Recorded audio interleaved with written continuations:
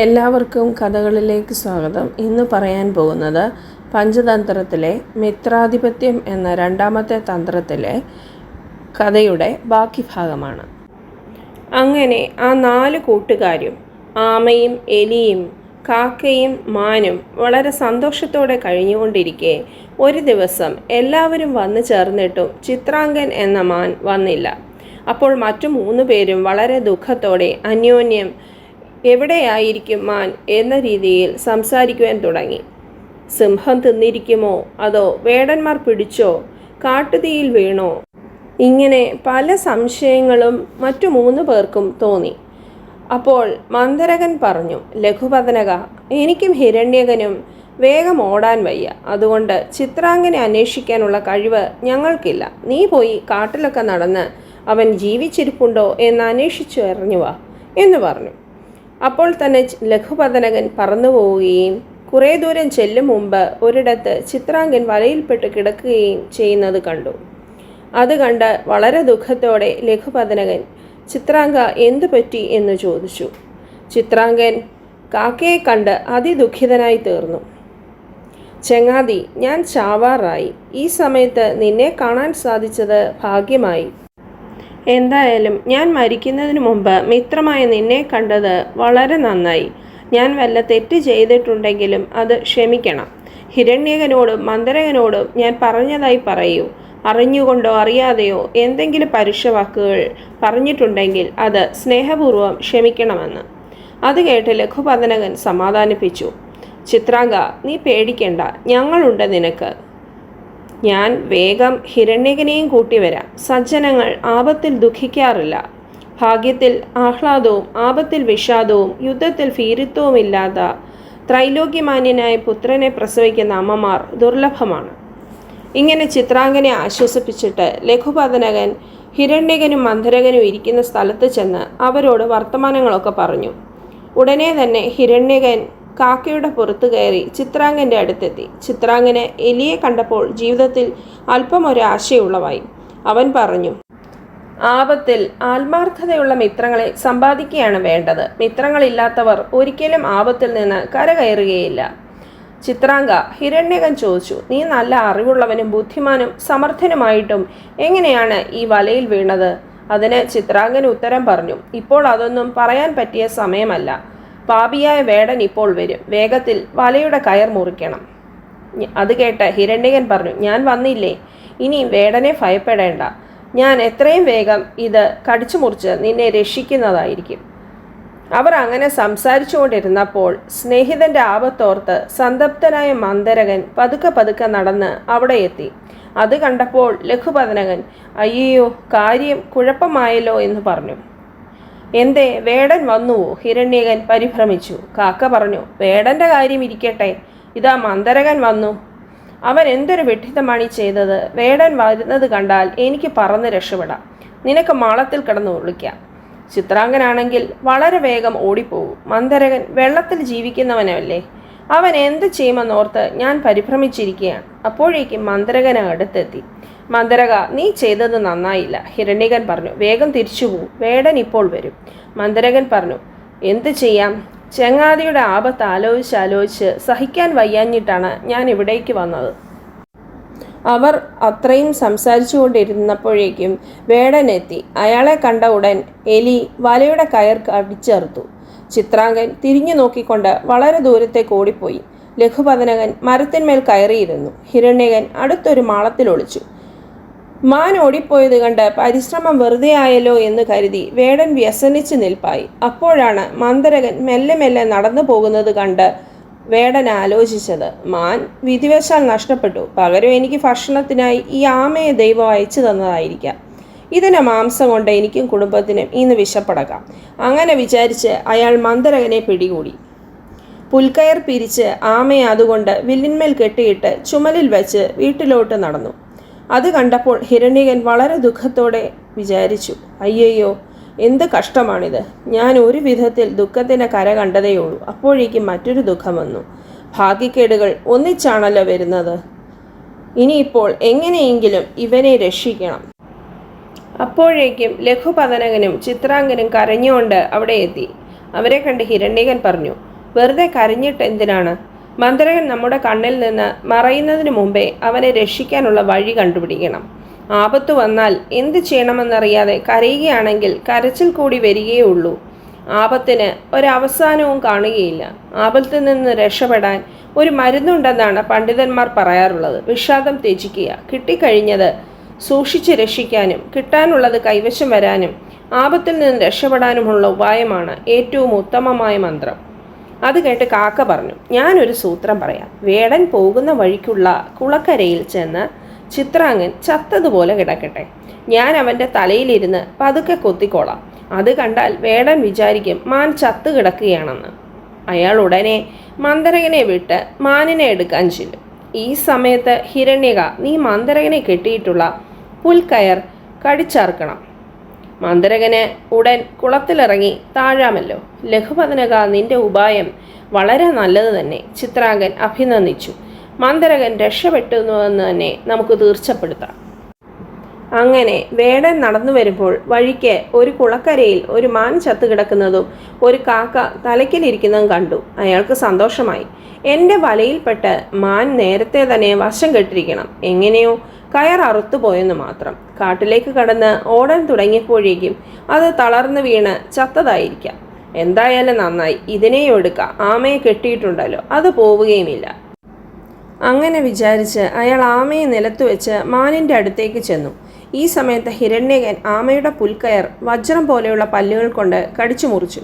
മന്ദരകൻ പുല്ലിൻ്റെ ഇടയിൽ കൂടി പോയി കുളത്തിലിറങ്ങി താണുമുങ്ങി. ഉടൻ ചിത്രാംഗൻ എഴുന്നേറ്റ് കുതിച്ചോടി. പിന്നാലെ കാക്കയും പറന്നെത്തി. വേടൻ വിഷാദപൂർവ്വം തിരിച്ചു വന്ന് നോക്കിയപ്പോൾ ആമ പോയ വഴിയും കണ്ടില്ല. അപ്പോൾ അയാൾ അവിടെ ഇരുന്ന് ഇങ്ങനെ പറഞ്ഞ് കരഞ്ഞു തുടങ്ങി. ദൈവമേ, എന്ത് കഷ്ടമാണിത്! വലയിൽപ്പെട്ടുവന്ന് ഞാൻ കരുതിയ മാനിനെ അങ്ങ് തട്ടിക്കൊണ്ടുപോയി. പിന്നെ ഒരാമയെ കിട്ടി. അങ്ങയുടെ നിർദ്ദേശപ്രകാരം അതും പോയി. ഞാൻ ഈ കാട്ടിൽ ഭാര്യയ്ക്കും മക്കൾക്കും വേണ്ടാത്തവനായി വിശന്നു വലഞ്ഞ് നടക്കാനുമിടയായി. ഇനിയും എന്തെങ്കിലും ഉണ്ടോ ബാക്കി? ഉണ്ടെങ്കിൽ ഞാൻ അതും സഹിക്കാൻ തയ്യാറാണ്. ഇങ്ങനെ പറഞ്ഞ് കരഞ്ഞതിന് ശേഷം അയാൾ വീട്ടിലേക്ക് പോയി. വേടൻ വളരെ ദൂരെ എത്തിയെന്നറിഞ്ഞതിന് ശേഷം കാക്ക, ആമ, മാൻ, എലി എന്നീ നാൽവരും പരമാനന്ദഭരിതരായി അന്യോന്യം ആലിംഗനം ചെയ്തു. പുതിയൊരു ജന്മം കിട്ടിയതുപോലെ അവർ സന്തോഷത്തോടെ കുളക്കരയിലേക്ക് തന്നെ മടങ്ങി. സൽക്കഥകൾ പറഞ്ഞ് രസിച്ച് വളരെ സുഖമായി ദിവസങ്ങൾ കഴിച്ചു. ഇതെല്ലാം മനസ്സിലാക്കി വിവേകശാലികൾ സ്നേഹിതന്മാരെ സമ്പാദിക്കണം. സ്നേഹിതന്മാരോട് കളവ് കാണിക്കുകയും അരുത്. മിത്രങ്ങളെ നേടുകയും അവരോട് കൗടില്യം കൂടാതെ പെരുമാറുകയും ചെയ്യുന്നവൻ ഒരിക്കലും പരാജയവും അപമാനവും അനുഭവിക്കാൻ ഇടവരികയില്ല. തൃതീയ തന്ത്രം കാകൗലുകീയം. മേഘവർണ്ണൻ. പണ്ട് കാട്ടിൽ മൂങ്ങകളും കാക്കകളും ഒരുമിച്ചായിരുന്നു വസിച്ചിരുന്നത്. അന്ന് എന്തോ കാരണനിമിത്തം മൂങ്ങകൾ വസിച്ചിരുന്ന ഗുഹ കാക്കകൾ തീവച്ചു കളഞ്ഞു. അതിൽ പിന്നെ കാക്കകളും മൂങ്ങകളും ബദ്ധശത്രുക്കളായി മാറി. ആ കാടിനടുത്തുള്ള പട്ടണത്തിനടുത്ത് ധാരാളം കൊമ്പുകളും ചില്ലകളും ഇടതിങ്ങി നിറഞ്ഞ ഇലകളുമുള്ള വലിയൊരാൽമരം നിന്നിരുന്നു. അതിനു മുകളിൽ കാക്കകളുടെ രാജാവായ മേഘവർണ്ണൻ എന്ന കാക്ക അനവധി പരിവാരങ്ങളോടൊപ്പം വസിച്ചു പോന്നു. അവൻ ഒരു കോട്ടയും കെട്ടി ഭൃത്യജനങ്ങളോടൊപ്പം കഴിഞ്ഞുകൂടി. അതിനടുത്ത് മൂങ്ങകളുടെ രാജാവായ അരിമർദ്ദനൻ വളരെയേറെ പരിവാരങ്ങളോടൊന്നിച്ച് ഒരു പർവ്വത ഗുഹയിൽ കോട്ട കെട്ടി വസിച്ചിരുന്നു. അവൻ ദിവസേന രാത്രി ആ ആലിനടുത്ത് ചെന്ന് ചുറ്റും പരിങ്ങി നടക്കും. വല്ല കാക്കയെയും ഒറ്റയ്ക്ക് കയ്യിൽ കിട്ടിയാൽ പഴയ വിരോധം വെച്ച് കൊന്നുകളയുകയും ചെയ്യും. ഇങ്ങനെ പതിവായി ക്രമേണ ആലിന്മേൽ കാക്കകളില്ലെന്ന മട്ടായി. ശത്രുവിനെയും വ്യാധിയെയും ഗണിക്കാത്തവൻ അതുകൊണ്ട് തന്നെ മരിച്ചുപോകും. ജനിച്ച ഉടൻ തന്നെ നശിപ്പിക്കാതിരുന്നാൽ അവർ പുഷ്ടിപ്പെട്ട് നമ്മെ നശിപ്പിക്കും. ഒരു ദിവസം മേഘവർണ്ണൻ മന്ത്രിമാരെയെല്ലാം വിളിച്ചുകൂട്ടി പറഞ്ഞു, നമ്മുടെ ശത്രു ബലവാനാണ്, പ്രയത്നശാലിയുമാണ്, വിധിബലം തന്നെ. ദിവസേന രാത്രി വന്ന് അവൻ നമുക്ക് ദുഃഖമുണ്ടാക്കി തീർക്കുന്നു. എങ്ങനെയാണ് ഇതിന് പകരം വീട്ടുക? നമുക്ക് രാത്രി കണ്ണു കാണുകയില്ല, അവന് പകലും കാണുകയില്ല. പകൽ അവൻ്റെ കോട്ടയിൽ പോയി പകരം വീട്ടിയാലോ?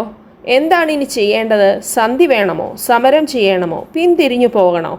അവസരം പാർത്ത് മിണ്ടാതിരിക്കണോ? ഒളിച്ചിരിക്കണോ? ചതിപ്പണി വല്ലതും ചെയ്യണമോ? ഇതിലേതെങ്കിലും ഒന്ന് പ്രവർത്തിക്കണം, തീർച്ച. വേഗത്തിൽ ആലോചിച്ച് പറയുവിൻ എന്ന് പറഞ്ഞു. അപ്പോൾ മന്ത്രിമാർ പറഞ്ഞു, അങ്ങ് ചോദിച്ചത് നന്നായി. ചോദിക്കാതെ തന്നെ മന്ത്രി കാര്യം പറയേണ്ടതാണ്. ചോദിച്ചാൽ നിശ്ചയമായും സത്യവും പഥ്യവും പ്രിയവുമായ വാക്ക് പറയണം. എന്തായാലും നമുക്ക് ഏകാന്തമായ സ്ഥലത്തിരുന്ന് ഗൂഢമായി കാര്യാലോചന നടത്തുക. കാര്യകാരണങ്ങൾ ആലോചിച്ച് വഴി കണ്ടുപിടിക്കാം. പിന്നെ മേഘവർണ്ണൻ ഉജ്ജീവി, സജ്ജീവി, അനുജീവി, പ്രജീവി, ചിരഞ്ജീവി എന്ന തൻ്റെ 5 മന്ത്രിമാരെ വേറെ വിളിച്ച് ആലോചിച്ചു. ആദ്യം ഉജ്ജീവിയോടാണ് ചോദിച്ചത്. കാര്യങ്ങളുടെ അവസ്ഥയെല്ലാം അങ്ങയ്ക്കറിയാമല്ലോ, അങ്ങ് എന്ത് വിചാരിക്കുന്നു? രാജാവേ, ശക്തനോട് യുദ്ധം ചെയ്യരുത്, ഉജ്ജീവി ഉപദേശിച്ചു. നമ്മുടെ ശത്രു ബലവാനാണ്, സമയമറിഞ്ഞ് ആക്രമിക്കുന്നവനുമാണ്. ശത്രു ശക്തനായിരിക്കുന്ന അവസരത്തിൽ അവനെ ആക്രമിച്ചാൽ ശരിയാവില്ല. കുമ്പിടുക, തക്കം നോക്കി ആക്രമിക്കുക. ഇങ്ങനെ ചെയ്യുന്നവനെ ഒരിക്കലും ശ്രീ വെടിയുകയില്ല. പുഴ മേൽപോട്ടൊഴുകുമോ? സത്യസന്ധനും ധർമ്മിഷ്ഠനും മാന്യനും ധാരാളം ബന്ധുക്കളുള്ളവനും ശക്തനും അനവധി യുദ്ധങ്ങളിൽ ജയിച്ചവനുമായ ശത്രുവിനോട് സന്ധി ചെയ്യുകയാണ് വേണ്ടത്. കൊള്ളരുതാത്തവനോടായാലും സന്ധിയാണ് നല്ലത്, അല്ലെങ്കിൽ പ്രാണോപായത്തിന് തന്നെ ഇടവന്നേക്കും. പ്രാണൻ രക്ഷിച്ചാൽ എല്ലാം രക്ഷിച്ചുവെന്നാണല്ലോ ചൊല്ല്. ഈ മൂങ്ങ വളരെ യുദ്ധങ്ങളിൽ ജയിച്ചവനാണ്. അവനുമായി സന്ധി ചെയ്താൽ ബാക്കി ശത്രുക്കൾ കൂടി നമുക്ക് കീഴ്പ്പെടും. യുദ്ധത്തിൽ ജയിക്കുമോ ഇല്ലയോ എന്ന് ശങ്കയുണ്ടായാൽ തുല്യബലനായ ശത്രുവിനോട് പോലും സന്ധി ചെയ്യണം. സംശയിക്കരുത്. ദുരഭിമാനം കൊണ്ട് സന്ധി ചെയ്യാൻ മടിച്ചാൽ പച്ച മൺകുടം പോലെ പൊടിഞ്ഞു പോകും. ബലവാനോട് ദുർബലൻ എതിർക്കുന്നത് ആപത്തിനാണ്. യുദ്ധത്തിന് 3 നേട്ടങ്ങളാണുള്ളത്: ഭൂമി, മിത്രം, സ്വർണം. ഏതെങ്കിലും ഒന്ന് കിട്ടുമെങ്കിലേ യുദ്ധം ചെയ്യാവൂ. കല്ലും കരടും നിറഞ്ഞ എലിമട കുഴിക്കാൻ സിംഹം പുറപ്പെട്ടാൽ നഖങ്ങൾ പൊട്ടിപ്പൊളിയുകയായിരിക്കും ഫലം. അഥവാ കിട്ടുകയാണെങ്കിൽ തന്നെ ഒരു എലിയെ മാത്രമേ കിട്ടുകയുള്ളൂ. അതുകൊണ്ട് യുദ്ധം മാത്രമേ നേട്ടമുള്ളൂ എങ്കിൽ അതിന് പുറപ്പെടരുത്. ശ്രീ വേണമെന്നുള്ളവൻ ശക്തനായ ശത്രു എതിർക്കുമ്പോൾ കരിമ്പിനെ പോലെ വേണം പെരുമാറാൻ. തല കുനിച്ച് വളഞ്ഞു കീഴടങ്ങുക, അല്ലാതെ പാമ്പിനെ പോലെ ചാടിക്കടിക്കാൻ ശ്രമിക്കുകയല്ല വേണ്ടത്. അത് നാശത്തിന് വഴിവെക്കും. ആമയെപ്പോലെ ഉൾവലിഞ്ഞ് വിനയപൂർവ്വം ആക്രമണങ്ങളൊക്കെ സഹിച്ചിരുന്ന ശേഷം ഉചിത സന്ദർഭം വരുമ്പോൾ കൃഷ്ണസർപ്പത്തെ പോലെ ചാടിക്കൊത്തുകയാണ് വേണ്ടത്. യുദ്ധം ചെയ്യേണ്ടി വരുമെന്ന് കാണുമ്പോൾ സാമം പ്രയോഗിച്ച് സന്ധി ചെയ്യാൻ ശ്രമിക്കണം. ആരാണ് ജയിക്കുക എന്ന് നിശ്ചയിക്കാൻ വയ്യല്ലോ. ശക്തനോട് യുദ്ധം ചെയ്യണമെന്ന നിയമമൊന്നുമില്ല. മേഘം കാറ്റിനെതിരായി നീങ്ങാറില്ലല്ലോ. ഉജ്ജീവി ഇങ്ങനെ സാമോപദേശം ചെയ്തത് കേട്ട് മേഘവർണ്ണൻ സഞ്ജീവിയോട് അഭിപ്രായം ചോദിച്ചു. ശത്രുവിനോട് സന്ധി ചെയ്യുന്നത് ശരിയാണെന്ന് എനിക്ക് തോന്നുന്നില്ല, സഞ്ജീവി അഭിപ്രായപ്പെട്ടു. ശത്രു നല്ല സമ്പ്രദായത്തിലിരിക്കുകയാണെങ്കിലും സന്ധി ചെയ്യരുത്. തിളച്ച വെള്ളവും കുറച്ചു കഴിഞ്ഞാൽ തണുക്കുമല്ലോ. മാത്രമല്ല, ഈ മൂങ്ങ ദുഷ്ടനും ദുർമോഹിയും അധർമ്മിയുമാണ്. അവനോട് എങ്ങനെയായാലും സന്ധി അരുത്. സത്യധർമ്മങ്ങളില്ലാത്തവനോട് സന്ധി ചെയ്തു കൂടെന്നാണ് പ്രമാണം. സന്ധി നിലവിലിരിക്കുമ്പോൾ തന്നെ ഏറെ വൈകാതെ അവൻ വിപരീതം പ്രവർത്തിച്ചു കളയും. അതിനാൽ മൂങ്ങയോട് യുദ്ധം ചെയ്യണമെന്ന് തന്നെയാണ് എൻ്റെ പക്ഷം. ദുഷ്ടനും ലോഭിയും മടിയനും സത്യമില്ലാത്തവനും മൂഢനും വീരന്മാരെ ബഹുമാനിക്കാത്തവനുമായ ശത്രുവിനെ എളുപ്പത്തിൽ തോൽപ്പിക്കാം. ഇപ്പോൾ അവൻ നമ്മെ തോൽപ്പിച്ചിരിക്കുകയാണല്ലോ. ഈ സമയത്ത് സന്ധിയുടെ കാര്യവും പറഞ്ഞു ചെന്നാൽ അവന് ശൗര്യം കൂടുകയാണ് ചെയ്യുക. യുദ്ധം കൊണ്ട് ഒതുക്കാമെന്നുള്ള ശത്രുവിൻ്റെ കാര്യത്തിൽ സമാധാനം പ്രയോഗിക്കുന്നത് തെറ്റായ നയമാണ്. വിയർപ്പിച്ച് മാറ്റാൻ കഴിയുന്ന പനി ബാധിച്ച ഒരാളെ വല്ലവരും വെള്ളം തളിച്ച് തണുപ്പിക്കുമോ? സാമപ്രയോഗം കുപിതനായ ശത്രുവിനെ കൂടുതൽ ആളിക്കത്തിക്കുകയുള്ളൂ. തിളച്ച നെയ്യിൽ വെള്ളത്തുള്ളികൾ വീണാൽ എന്ന പോലെ. ശത്രു ശക്തനാണെന്നും അക്കാരണത്താൽ സന്ധി ചെയ്യണമെന്ന് പറയുന്നതും വെറുതെയാണ്. ഉത്സാഹിയായ ചെറിയവൻ വലിയ ശത്രുവിനെയും തോൽപ്പിക്കും. ആനയെ സിംഹം തോൽപ്പിക്കാറില്ലേ? ബലം കൊണ്ട് കൊല്ലാൻ കഴിയാത്ത ശത്രുവിനെ സൂത്രം പ്രയോഗിച്ച് കൊല്ലണം. ഭീമസേനൻ സ്ത്രീവേഷം ധരിച്ച് ഇരുട്ടത്ത് ചെന്ന് കിടന്ന് കീചകനെ കൊന്നുകളയുകയുണ്ടായല്ലോ. കാലനെ പോലെ നിർദ്ദയം ശിക്ഷിക്കുന്ന രാജാവിന് എല്ലാ ശത്രുക്കളും കീഴടങ്ങും. സഞ്ജീവി ഇങ്ങനെ സമരതന്ത്രം ഉപദേശിച്ചപ്പോൾ രാജാവ് അനുജീവിയോട് അഭിപ്രായം ചോദിച്ചു. ദേവ, അവൻ ദുഷ്ടനാണ്, അനുജീവി ഉപദേശിച്ചു. നമ്മേക്കാൾ ശക്തനാണ്, മര്യാദ കെട്ടവനുമാണ്. അവനോട് സന്ധിയും നന്നല്ല, സമരവും നന്നല്ല, ഒഴിഞ്ഞു പോവുകയാണ് വേണ്ടത്. ബലവാനും ദുഷ്ടനും മര്യാദയില്ലാത്തവനുമായ ശത്രുവിനോട് സന്ധിയും സമരവും ചെയ്യരുത്. ഒഴിഞ്ഞു പോകുകയാണ് ഉചിതമെന്ന് ആപ്തവാക്യമുണ്ട്. ഒഴിഞ്ഞു പോകുന്നത് 2 ഉദ്ദേശത്തോടെയാണ്. സ്വന്തം ജീവനും സമ്പത്തും രക്ഷിക്കലാണോ ഒന്ന്, മറ്റൊന്ന് ജയിക്കണമെന്ന ആഗ്രഹവും. ശത്രുദേശത്തേക്ക് ഇടത് കാലെടുത്ത് കുത്തുന്നത് കാർത്തിക മാസത്തിലോ ചൈത്രമാസത്തിലോ വേണമെന്നുണ്ട്. ശത്രുവല്ല കുഴപ്പത്തിനും പെട്ടിരിക്കുകയാണെന്നറിഞ്ഞാൽ കാലമൊന്നും നോക്കാതെ തന്നെ ചെന്ന് ആക്രമിക്കാം. ശൂരരും ശക്തരും വിശ്വസ്തരമായ സഹായികളുടെ കീഴിൽ സ്വന്തം രാജ്യത്തിന് നിലയുറപ്പിച്ച ശേഷം ശത്രുരാജ്യത്തിലെ സ്ഥിതിഗതികൾ ചാരന്മാർ മുഖേന അറിഞ്ഞു വേണം ചെല്ലാൻ. ശത്രുരാജ്യത്തിലെ ഗതാഗത മാർഗങ്ങളോ വെള്ളവും അരിയും മറ്റു ഭക്ഷണ പദാർത്ഥങ്ങളും കിട്ടുന്ന ഇടങ്ങളോ അറിയാതെ കടന്നു ചെല്ലുന്നവന് ആ രാജ്യം കിട്ടുകയില്ലെന്ന് മാത്രമല്ല, സ്വദേശത്തേക്ക് തിരിച്ചു പോകാനും കഴിഞ്ഞുവെന്ന് വരികയില്ല. എല്ലാം ആലോചിച്ചു നോക്കുമ്പോൾ നമ്മൾ ഇവിടെ നിന്നും പോവുകയാണ് ഉത്തമം. ആ ശക്തനായ പാപിയുമായി സന്ധിയും സമരവും ചെയ്യരുത്. കാര്യസിദ്ധിക്കായി ഇവിടെ നിന്ന് പോകണം. ഷണ്ട കൂടുന്ന സമയത്ത് ആട് പിന്മാറി നിൽക്കുന്നത് കൂടുതൽ ശക്തിയോടെ ഇടിക്കാനാണ്. സിംഹം ദേഹം ചുരുക്കി നിൽക്കുന്നത് ഇരയുടെ മേൽ ചാടി വീഴാനാണ്. ബുദ്ധിശാലിയായിട്ടുള്ളവൻ ഉദ്ദേശം ഉള്ളിൽ ഒളിപ്പിച്ചു വെച്ച് ഓരോ ചലനങ്ങളും രഹസ്യമാക്കി വെച്ച് താൽക്കാലികമായി വരുന്ന ചില്ലറ അപമാനങ്ങൾ സഹിക്കുകയാണ് വേണ്ടത്. അതിനാൽ നമുക്കിപ്പോൾ സന്ധിയും സമരവും ചെയ്യേണ്ട അവസരമല്ല, ഓടിപ്പോവുകയാണ് വേണ്ടത്. അനുജീവിയുടെ ഉപദേശം കേട്ട് മേഘവർണ്ണൻ പ്രജീവിയോട് അഭിപ്രായം ചോദിച്ചു. സന്ധിയും സമരവും ഒഴിഞ്ഞോടിപ്പോകൂ, മൂന്നും ഉചിതമല്ലെന്നാണ് എൻ്റെ പക്ഷം. പ്രജീവി അഭിപ്രായപ്പെട്ടു. സ്വന്തം സ്ഥലത്ത് ഉറച്ചു നിൽക്കുകയാണ് വേണ്ടത്. മുതലയ്ക്ക് വെള്ളത്തിൽ കിടക്കുമ്പോൾ ആനയെപ്പോലും വലിക്കാൻ സാധിക്കും. സ്വസ്ഥാനത്ത് നിന്ന് വിട്ടാൽ പട്ടി പോലും അതിനെ തോൽപ്പിച്ചു കളയും. ബലവാനായ ശത്രു ആക്രമിച്ചാൽ ബുദ്ധിമാൻ കോട്ടയിൽ തന്നെ ഉറച്ചു നിൽക്കണം. എന്നിട്ട് രക്ഷയ്ക്കായി മിത്രങ്ങളെയൊക്കെ വിളിച്ചുകൂട്ടാം. ശത്രു വരുന്നുണ്ടെന്ന് കേട്ട് പേടിച്ച് സ്വസ്ഥാനം വിട്ടാൽ പിന്നെ സ്ഥാനത്തേക്ക് തിരിച്ചു വരിക ഉണ്ടാവില്ല. വിഷപ്പലില്ലാത്ത പാമ്പും മതമില്ലാത്ത ആനയും പോലെയാണ് സ്വസ്ഥാനം ഉപേക്ഷിച്ച രാജാവ്. ആർക്കും തോൽപ്പിക്കാം. സ്വസ്ഥാനം വിടാതിരിക്കുകയാണെങ്കിൽ 100 ശത്രുക്കളോട് ഒറ്റയ്ക്ക് നിന്ന് പടവെട്ടാൻ കഴിയും. അതിനാൽ കോട്ടയുടെ കേടുപാടുകൾ തീർത്ത് ഉറപ്പുണ്ടാക്കണം. ധാരാളം ഭടന്മാരെ തയ്യാറാക്കി നിർത്തണം. വേണ്ടത്ര ഭക്ഷ്യപദാർത്ഥങ്ങൾ സംഭരിച്ചു വയ്ക്കണം. മതിലും കിടങ്ങും നിർമ്മിക്കണം. അനവധി ആയുധങ്ങൾ ഒരുക്കണം. എന്നിട്ട് യുദ്ധം ചെയ്യണമെന്നുണ്ടെങ്കിൽ അതിനും തയ്യാറായിക്കൊണ്ട് നടുക്ക് നിൽക്കണം. ഇങ്ങനെയെല്ലാം പ്രവർത്തിക്കുന്നവൻ ജീവിച്ചിരിക്കുകയാണെങ്കിൽ ഭൂമി ലഭിക്കും, മരിച്ചാൽ സ്വർഗവും. പ്രജീവിയുടെ അഭിപ്രായം കേട്ട് മേഘവർണ്ണൻ ചിരഞ്ജീവിയോട് അഭിപ്രായം ആരാഞ്ഞു. ദേവ, എൻ്റെ പക്ഷം ഇതാണ്. ചിരഞ്ജീവി ഉത്തരം പറഞ്ഞു. ശക്തനായ മറ്റൊരു രാജാവിനെ ചെന്ന് ആശ്രയിക്കുകയാണ് നല്ലത്. സമർത്ഥനും വീരനുമാണെങ്കിലും സഹായികളില്ലാത്തവന് എന്തു ചെയ്യാൻ പറ്റും? കാറ്റില്ലെങ്കിൽ കത്തുന്ന തീ തനിയെ കിടും. അതുകൊണ്ട് അങ്ങ് സമർത്ഥനായ ഏതെങ്കിലും രാജാവിനെ ചെന്ന് ആശ്രയിക്കണം. മറ്റാരാണ് അങ്ങയെ ആപത്തിൽ നിന്നും രക്ഷപ്പെടുത്തുക? അങ്ങ് സ്വസ്ഥാനം വിട്ട് മറ്റെവിടെയെങ്കിലും പോയാൽ വാക്കുകൊണ്ട് പോലും ആരും സഹായിക്കുകയില്ല. തീ കാടുകളെ ദഹിപ്പിക്കുമ്പോൾ കാറ്റ് ചെന്ന് സഹായിക്കും. എന്നാൽ അതേ കാറ്റ് തന്നെ വിളക്കൂതി കെടുത്തുകയും ചെയ്യും.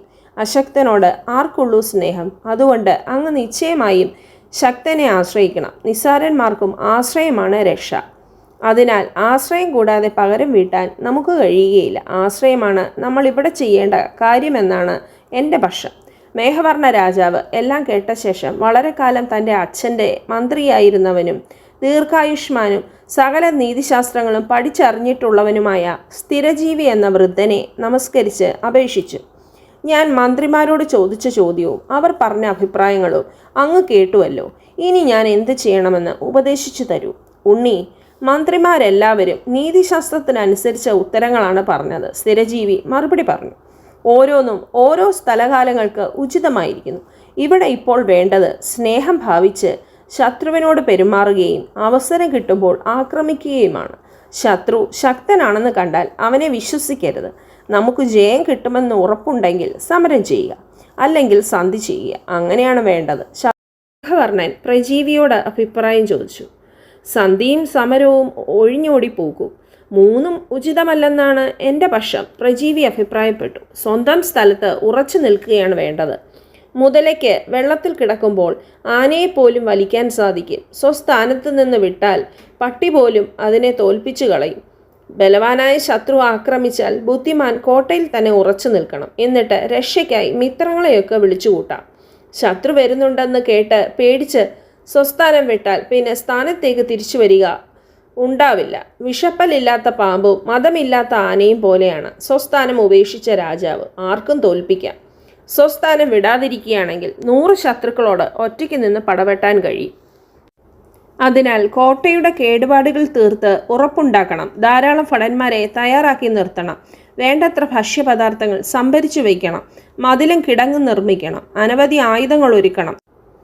എന്നിട്ട് യുദ്ധം ചെയ്യണമെന്നുണ്ടെങ്കിൽ അതിനും തയ്യാറായിക്കൊണ്ട് നടുക്ക് നിൽക്കണം.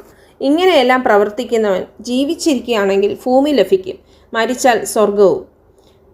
പ്രജീവിയുടെ അഭിപ്രായം കേട്ട് മേഘവർണ്ണൻ ചിരഞ്ജീവിയോട് അഭിപ്രായം ആരാഞ്ഞു.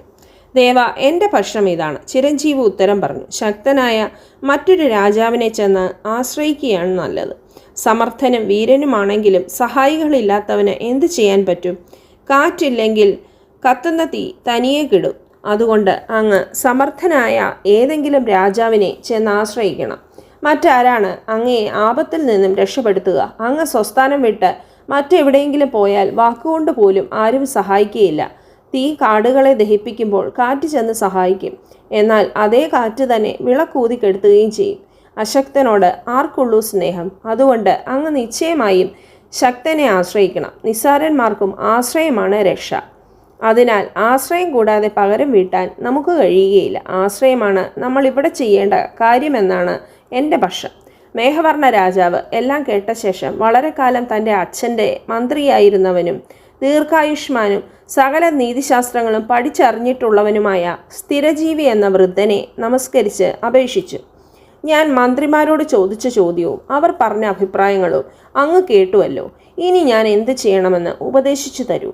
ഉണ്ണി, മന്ത്രിമാരെല്ലാവരും നീതിശാസ്ത്രത്തിനനുസരിച്ച ഉത്തരങ്ങളാണ് പറഞ്ഞത്. സ്ഥിരജീവി മറുപടി പറഞ്ഞു.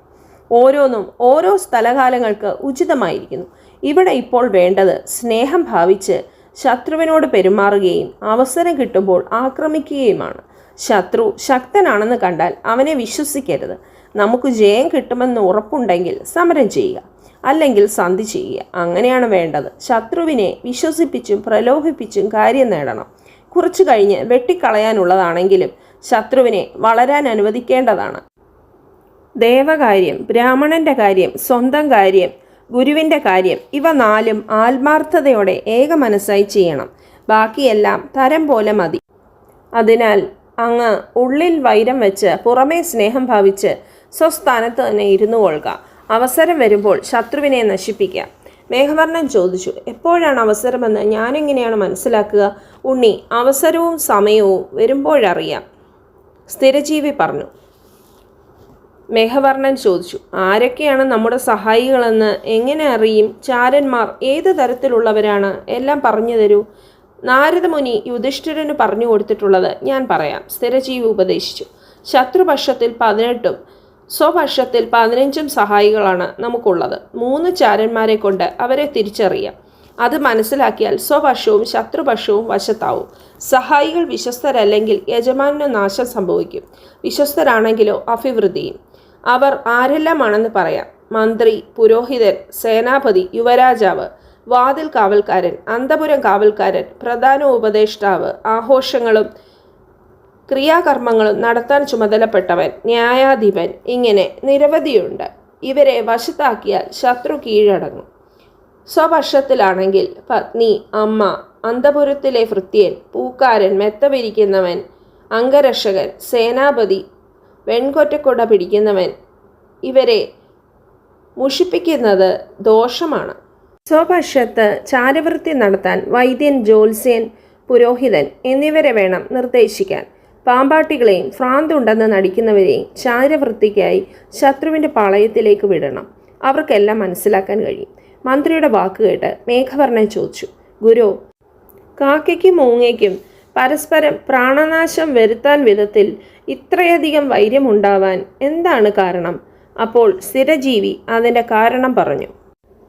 ഒരിക്കൽ അരയന്നം, തത്ത, കൊറ്റി, കുയിൽ, വേഴാമ്പൽ, മൂങ്ങ, മയിൽ, പ്രാവ്, കോഴി മുതലായ എല്ലാ പക്ഷികളും ഒന്നിച്ചുകൂടി ഉദ്വേഗപൂർവം ആലോചന തുടങ്ങി. നമ്മുടെ രാജാവ് സാക്ഷാൽ ഗരുഡനാണല്ലോ. അദ്ദേഹം വിഷ്ണുവിൻ്റെ ഭൃത്യനാണ്. നമ്മെക്കുറിച്ച് യാതൊരു വിചാരവുമില്ല. ഇങ്ങനൊരു രാജാവ് ഉണ്ടായിട്ട് എന്ത് കാര്യം? നമ്മൾ പതിവായി വേടൻ്റെ വലയിൽപ്പെട്ട് നശിക്കുന്നു. ഒരു രക്ഷയും കിട്ടുന്നില്ല. ഭീതരും ശത്രുക്കളുടെ ദ്രോഹം സദാ അനുഭവിക്കുന്നവരുമായ ജീവികളെ രാജാവെന്ന നിലയിൽ രക്ഷിക്കാതിരിക്കുന്നവൻ അവരുടെ കാലനാണെന്നാണ് പറയേണ്ടത്. അതിനാൽ ഒരു യോഗ്യനായ രാജാവിനെ നമ്മളെല്ലാം ആലോചിച്ച് കണ്ടുപിടിക്കേണ്ടതായിട്ടുണ്ട്. ഇങ്ങനെ ഓർത്തു നോക്കിയപ്പോൾ പക്ഷികൾക്ക് തോന്നി, മൂങ്ങ വളരെ മംഗളരൂപനാണല്ലോ, ഇതിലധികം രാജാവാക്കാൻ പറ്റിയ ആൾ വേറെയില്ലെന്ന്.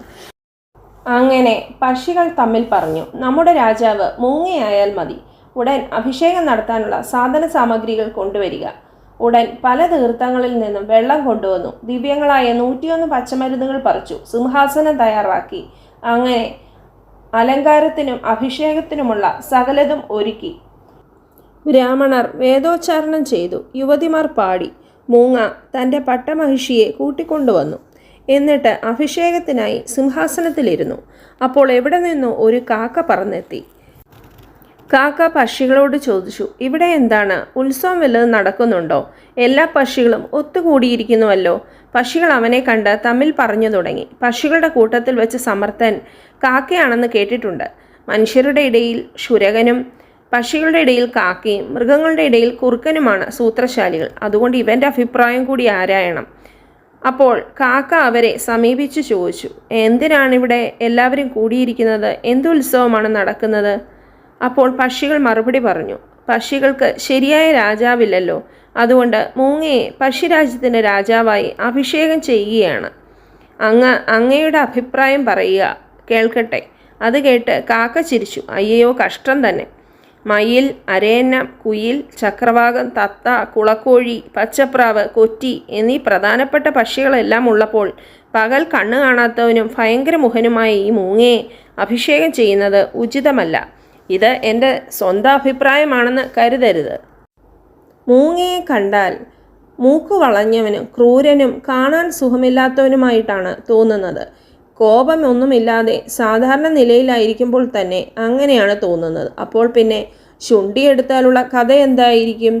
ഗരുഡൻ നമ്മുടെ രാജാവാണല്ലോ, പിന്നെ എന്തിനീ പകൽ കുരുടനായ മൂങ്ങയെ അഭിഷേകം ചെയ്യുന്നു? തേജസ്വിയായ ഒരു രാജാവേ വേണ്ടു പ്രജകളുടെ ഹിതത്തിന്. അധികം രാജാക്കന്മാരുണ്ടാകുന്നത് നാശത്തിനാണ്. ഗരുഡൻ്റെ പേര് പറഞ്ഞാൽ മതി, നിങ്ങളെ ശത്രുക്കൾ സമീപിക്കുകയില്ല എന്ന് പറഞ്ഞു. അപ്പോൾ പക്ഷികൾക്കും തോന്നി കാക്ക പറയുന്നത് ശരിയാണല്ലോ എന്ന്. അങ്ങനെ രാജാവിൻ്റെ കാര്യം ഇനി ഒരിക്കൽ ആലോചിക്കാം എന്നും പറഞ്ഞ് പക്ഷികളെല്ലാവരും ഓരോ വഴിക്ക് പോയി.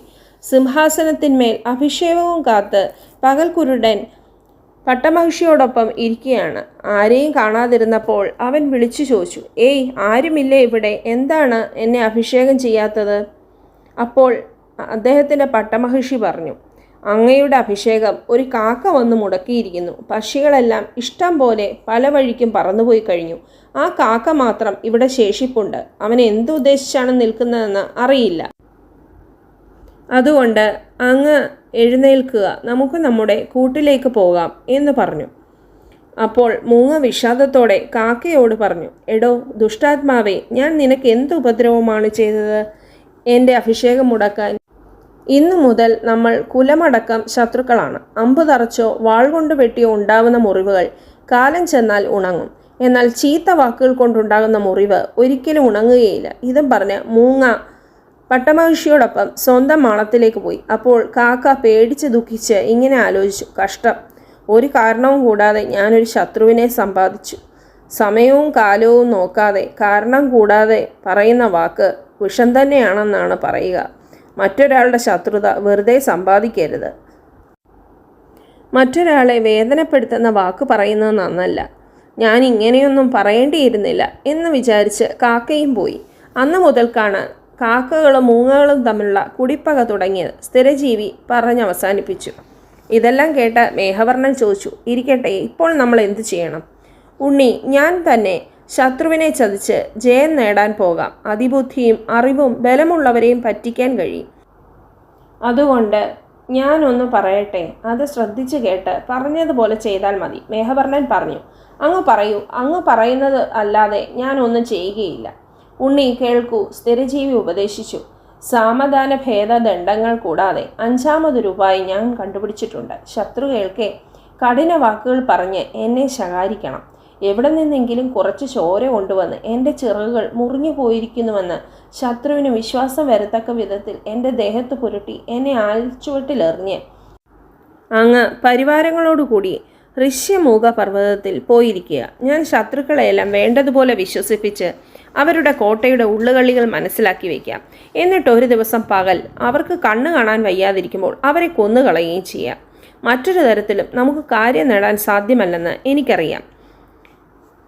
ഇതും പറഞ്ഞ് സ്ഥിരജീവി മറ്റു കാക്കകളുടെ കൂട്ടത്തിൽ ചെന്ന് നിന്ന് വെറുതെ ഒരു വഴക്കു തുടങ്ങി.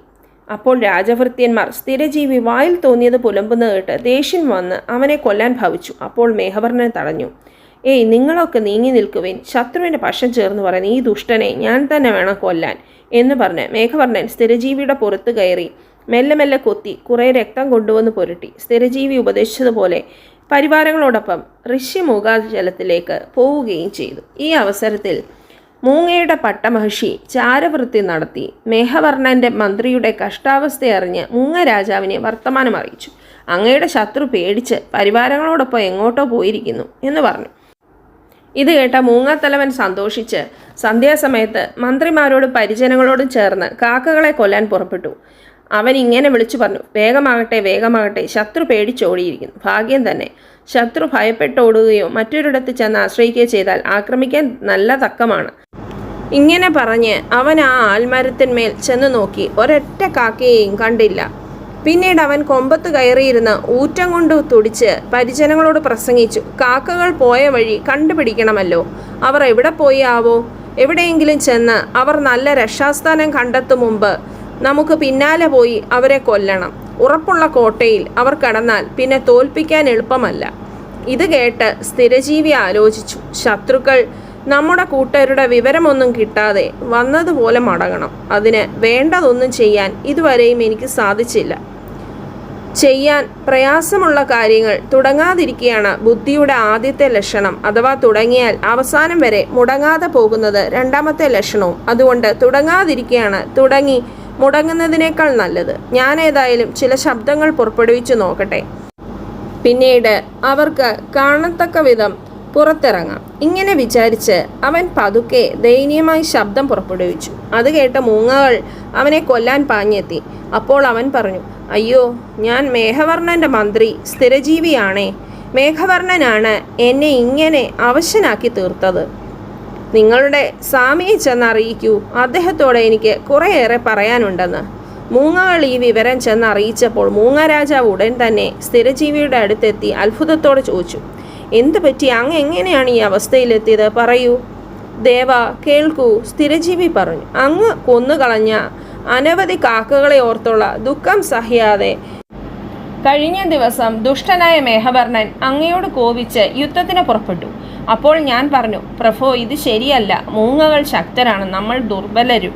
ബലവാനോട് ദുർബലൻ പോരിന് പുറപ്പെടുന്നത് തീയിനോട് പാറ്റ എതിരിടും പോലെയാണെന്ന് കേട്ടിട്ടില്ലേ? അതുകൊണ്ട് സന്ധി ചെയ്യുന്നതാണ് നല്ലത്. ഞാൻ പറഞ്ഞത് കേട്ട് എന്നെ അങ്ങയുടെ പക്ഷക്കാരനെന്ന് ശങ്കിച്ച് അവൻ ഇത്തരത്തിലൊക്കെ ആക്കിക്കളഞ്ഞു. അതിനാൽ ഞാൻ അങ്ങയെ ശരണം പ്രാപിക്കുന്നു. എന്തിനേറെ പറയണം, എനിക്ക് നടക്കാറാവട്ടെ. ഞാൻ അങ്ങയെ അവൻ താമസിക്കുന്ന സ്ഥലത്ത് പോയി കാക്കകളുടെ സർവനാശം വരുത്താം. ഇത് കേട്ട് അരിമർദ്ദനൻ അച്ഛൻ്റെയും മുത്തച്ഛൻ്റെയും മറ്റും കാലം മുതൽക്ക് പരമ്പരയായുള്ള മന്ത്രിമാരെ വിളിച്ചുകൂട്ടി ആലോചിച്ചു. 5 മന്ത്രിമാരാണുള്ളത്: രക്താശൻ, ക്രൂരാശൻ, ദീപ്താശൻ, വക്രനാസൻ, പ്രാകാരകർണൻ. ആദ്യം രാജാവ് രക്താശനോട് ചോദിച്ചു, ഭദ്ര, ശത്രുവിൻ്റെ മന്ത്രിയെ നമ്മുടെ കയ്യിൽ കിട്ടിയിരിക്കുന്നു, എന്ത് ചെയ്യണം? ദേവ, ഇതിലെന്താണ് ഇത്ര ആലോചിക്കാനുള്ളത്? രക്താശൻ പറഞ്ഞു, അവനെ കൊല്ലുക തന്നെ വേണം. ശക്തനല്ലെന്നുണ്ടെങ്കിലും ഹീനനായ ശത്രുവിനെ കൊല്ലണം. അവൻ പൗരുഷം വളർന്ന് ബലവാനായി തീർന്നാൽ പിന്നെ തോൽപ്പിക്കാൻ സാധിക്കാതെയാവും. ശ്രീ ഭഗവതി താനേ വരുമ്പോൾ ഉപേക്ഷിക്കുകയാണെങ്കിൽ നമ്മെ ശപിച്ചു കളയുമെന്ന് കേട്ടിട്ടുണ്ട്. അതുകൊണ്ട് അവസരം വരുമ്പോൾ അത് വിട്ടുകളഞ്ഞാൽ പിന്നീട് തക്ക സന്ദർഭം കിട്ടിയില്ലെന്ന് വരും. അതിനാൽ ഇവനെ കൊല്ലണമെന്ന് തന്നെയാണ് ഞാൻ പറയുന്നത് എന്ന് പറഞ്ഞു. രക്താശൻ്റെ വാക്ക് കേട്ട് അരിമർദ്ദനൻ ക്രൂരാശനോട് ചോദിച്ചു, സുഹൃത്തെ, അങ്ങ് എന്ത് വിചാരിക്കുന്നു? ദേവ, രക്താശൻ പറഞ്ഞത് നിർദ്ദയമാണ്. ക്രൂരാശൻ മറുപടി പറഞ്ഞു, ശരണം പ്രാപിച്ചവനെ കൊല്ലരുത്. നമ്മെ അഭയം പ്രാപിച്ചവനെ പ്രാണൻ കൊടുത്തും രക്ഷിക്കേണ്ടതാണ്. അത് കേട്ട് അരിമർദ്ദനൻ ദീപ്താശനോട് ചോദിച്ചു, അങ്ങയുടെ അഭിപ്രായം എന്താണ്? ദേവ, ഇവനെ കൊല്ലരുതാത്തതാണ്. ദീപ്താശൻ അഭിപ്രായപ്പെട്ടു. ഇവൻ നമ്മെ അഭയം പ്രാപിച്ചവനാണ്. ഈ കാക്കയെ മറ്റു കാക്കകൾ ഉപേക്ഷിച്ചതാണ്. അതിനാൽ ഇവൻ നമുക്ക് ശ്രേയസ്സിന് കാരണമായി ഭവിക്കും. ശത്രുക്കളുടെ സൂത്രപ്പണികളൊക്കെ ഇവൻ മുഖാന്തരം നമുക്കറിയാം. ഇവനെ കൊല്ലരുതെന്നാണ് എൻ്റെ പക്ഷം. അത് കേട്ട് അരിമർദ്ദനൻ വക്രദാസൻ എന്ന മന്ത്രിയോട് ചോദിച്ചു, സുഹൃത്തെ, അങ്ങെല്ലാം കേട്ടുവല്ലോ, നാം ഇപ്പോൾ എന്ത് ചെയ്യണം? ദേവ, ഇവനെ കൊല്ലരുത്, വക്രനാസൻ ഉപദേശിച്ചു. ശത്രുക്കൾ 2 പേർ തമ്മിൽ തർക്കമുണ്ടാവുന്നത് നമ്മുടെ ഹിതത്തിനാണ്. അപ്പോൾ അരിമർദ്ദനൻ പ്രാകാരകർണനോട് ചോദിച്ചു, അങ്ങെന്തു വിചാരിക്കുന്നു? ജീവികൾ താന്താങ്ങളുടെ ദൗർബല്യങ്ങൾ തമ്മിലെറിഞ്ഞ് മറച്ചു വെക്കാതിരുന്നാൽ ആത്മനാശം വരും. പ്രാകാരകർണൻ പറഞ്ഞു. എല്ലാവരുടെയും അഭിപ്രായം കേട്ട് അരിമർദ്ദനൻ സ്ഥിരജീവിയെ കൊല്ലണ്ടെന്ന് തന്നെ നിശ്ചയിച്ചു. അത് കണ്ട് രക്താക്ഷൻ ഉള്ളാലെ ചിരിച്ചു പറഞ്ഞു, കഷ്ടം തന്നെ, നിങ്ങളെല്ലാവരും കൂടി അഹിതമായ കാര്യം ഉപദേശിച്ച് പ്രഭുവിനെ അന്യായമായി നശിപ്പിച്ചു കളയുന്നുവല്ലോ. മാനിക്കരുതാത്തവരെ മാനിക്കുകയും മാനിക്കേണ്ടവരെ മാനിക്കാതിരിക്കുകയും ചെയ്യുന്നിടത്ത് ക്ഷാമം, മരണം, ഭയം എന്നിവ 3 വരാതിരിക്കുകയില്ല. തീർച്ച. കൺമുമ്പിൽ വെച്ച് ചെയ്ത തെറ്റായാലും മൂടൻ മധുരവാക്കുകൾ കേട്ടാൽ മറിച്ച് വിശ്വസിച്ചു പോകും. ഇത്രയധികം രക്താക്ഷൻ പറഞ്ഞിട്ടും മറ്റു മൂങ്ങകൾ അവൻ പറഞ്ഞത് ആദരിക്കാതെ സ്ഥിരജീവിയെ സാദരം ഉയർത്തിയെടുത്ത് തങ്ങളുടെ കോട്ടയിലേക്ക് കൊണ്ടുപോകാൻ തുടങ്ങി. അങ്ങനെ എടുത്തുകൊണ്ട് പോകുമ്പോൾ സ്ഥിരജീവി അപേക്ഷിച്ചു, ദേവ, എന്നെക്കൊണ്ട് ഈ അവസ്ഥയിൽ ആർക്കും ഒരു ഉപകാരവും ഉണ്ടാവാനിടയില്ല. എനിക്ക് കുറച്ച് തീ ഉണ്ടാക്കി തരൂ. തീയിൽ ചാടി ഈ ശരീരം ഉപേക്ഷിക്കണമെന്നാണ് എനിക്ക്. അതിനൊരു കാരണവുമുണ്ട്. രക്താക്ഷൻ സ്ഥിരജീവിയുടെ വിചാരഗതി മനസ്സിലാക്കി ചോദിച്ചു, തീയിൽ ചാടാൻ ആഗ്രഹിക്കുന്ന എന്തിനാണ്? ഞാൻ നിങ്ങൾക്ക് വേണ്ടിയാണ് മേഘവർണ്ണൻ്റെ കയ്യാൽ ഇപ്രകാരം പീഡ അനുഭവിച്ചത്. സ്ഥിരജീവി മറുപടി പറഞ്ഞു, പക വീട്ടാൻ ഇനിയത്തെ ജന്മത്തിൽ മൂങ്ങയായി ജനിക്കണമെന്ന് എനിക്ക് മോഹമുണ്ട്. രാജനീതിയിൽ ചതുരനായ രക്താക്ഷൻ ഇത് കേട്ട് പറഞ്ഞു, സുഹൃത്തെ, അങ്ങയെപ്പോലെ വക്രബുദ്ധിയും വഞ്ചകനും വാക്സാമർഥ്യവുമുള്ളവനുമായ ഒരാളെ കാണാൻ പ്രയാസമാണ്. അങ്ങ് മൂങ്ങയായി ജനിച്ചാലും ശരി, സ്വന്തം കാകജാതിയെ തന്നെയാണ് സ്നേഹിക്കുക എന്ന് നിശ്ചയം തന്നെ. അതുകൊണ്ടാണ് ഞാൻ പറയുന്നത്, രക്താക്ഷൻ തുടർന്നു, സ്വന്തം ജാതിയോടുള്ള സ്നേഹം നിസ്സാരമല്ലെന്ന്. രക്താക്ഷൻ പറയുന്നതൊന്നും സാരമാക്കാതെ മൂങ്ങകൾ വംശവിനാശത്തിനായി തന്നെ സ്ഥിരജീവിയെ കോട്ടയിലേക്ക് കൊണ്ടുവന്നു. അപ്പോൾ ഉള്ളാലെ ചിരിച്ചുകൊണ്ട് സ്ഥിരജീവി ആലോചിച്ചു, എന്നെ കൊന്നുകളയുകയാണ് വേണ്ടതെന്ന് രാജാവിനോട് പറഞ്ഞ മന്ത്രിയുണ്ടല്ലോ, അയാൾ ഒരുവൻ മാത്രമാണ് ഇക്കൂട്ടത്തിൽ നീതിശാസ്ത്രജ്ഞനും ഹിതഭാഷിയും. അയാൾ പറഞ്ഞതനുസരിക്കായികയാൽ ഇവർക്ക് കുറച്ചൊന്നുമല്ല ദോഷം വരാൻ പോകുന്നത്. കോട്ടവാതിൽക്കൽ എത്തിയപ്പോൾ അരിമർദ്ദനൻ പറഞ്ഞു, കൂട്ടരെ, നമ്മുടെ ഹിതകാംക്ഷിയായ സ്ഥിരജീവിക്ക് ഇഷ്ടപ്പെട്ട സ്ഥാനം കൊടുക്കുക. അത് കേട്ട് സ്ഥിരജീവി, ഇവരെ കൊല്ലാനുള്ള വഴി കണ്ടുപിടിക്കുകയാണല്ലോ ഞാൻ ചെയ്യേണ്ടത്. കോട്ടയുടെ നടുവിൽ പാർത്താൽ അത് സാധ്യമാവുകയില്ല. എൻ്റെ മനോവിചാരങ്ങൾ മനസ്സിലാക്കിയാൽ ഇവർ മുൻകരുതലെടുക്കും. അതുകൊണ്ട് കോട്ടവാതിൽക്കൽ ഇരുന്നു കൊണ്ട് തന്നെ വേണം കാര്യം സാധിക്കാൻ എന്ന് നിശ്ചയിച്ച് മൂങ്ങ രാജാവിനോട് പറഞ്ഞു, ദേവ, അങ്ങ് പറഞ്ഞത് ഉചിതം തന്നെ. ബാക്കി ഭാഗം അടുത്ത വീഡിയോയിൽ അപ്ലോഡ് ചെയ്യുന്നതാണ്. നന്ദി.